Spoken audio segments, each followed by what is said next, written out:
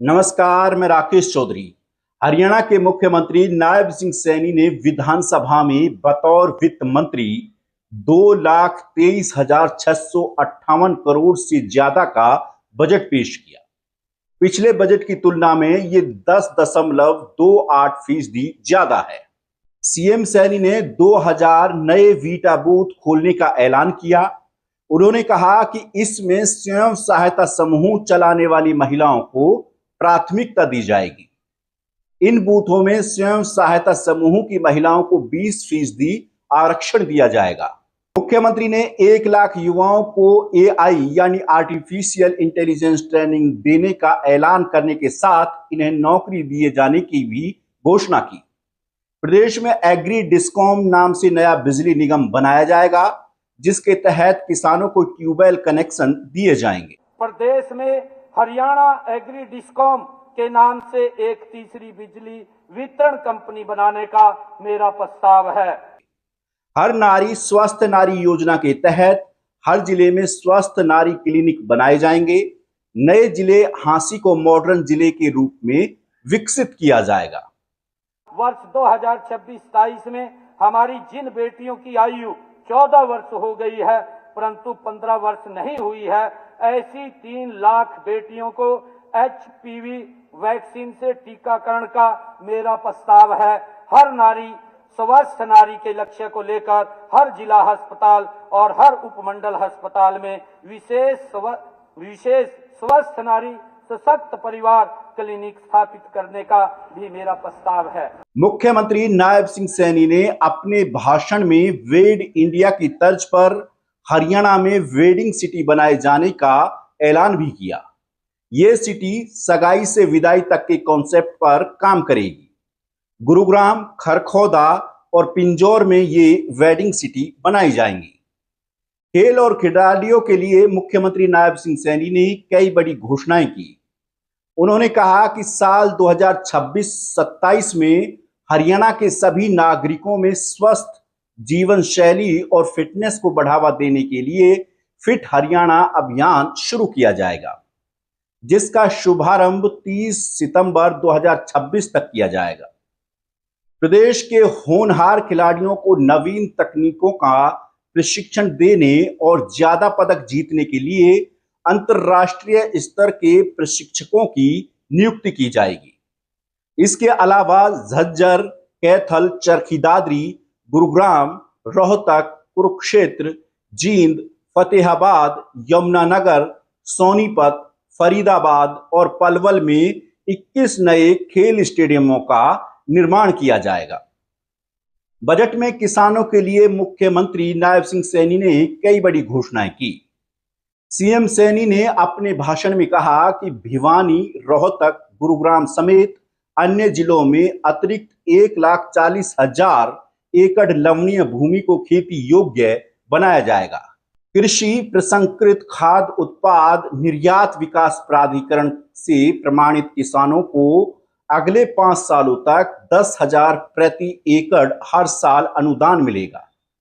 देसी कपास की खेती की प्रोत्साहन राशि को 3,000 से बढ़ाकर 4,000 एकड़ किया जाएगा। ये मुख्यमंत्री नायब सिंह सैनी ने घोषणाएं की हैं।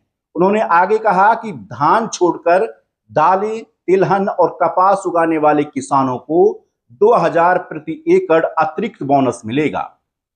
पंचकुला, यमुनानगर, करनाल, सोनीपत, रोहतक, गुरुग्राम, फरीदाबाद, हिसार, चरखी दादरी और नारनौल की जिला मंडियों में जैविक किसानों को उपज बेचने के लिए विशेष स्थान मिलेगा।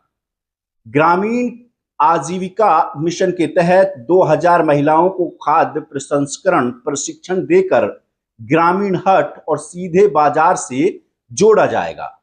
मुख्यमंत्री बागवानी बीमा योजना में फलों पर मुआवजा बढ़ाकर 50,000 और सब्जियों मसालों पर बढ़ाकर 40,000 प्रति एकड़ किया जाएगा।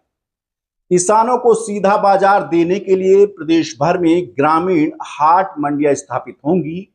मधुमक्खी पालन को सुरक्षित बनाने के लिए इसे मुख्यमंत्री बागवानी बीमा योजना में शामिल करेंगे।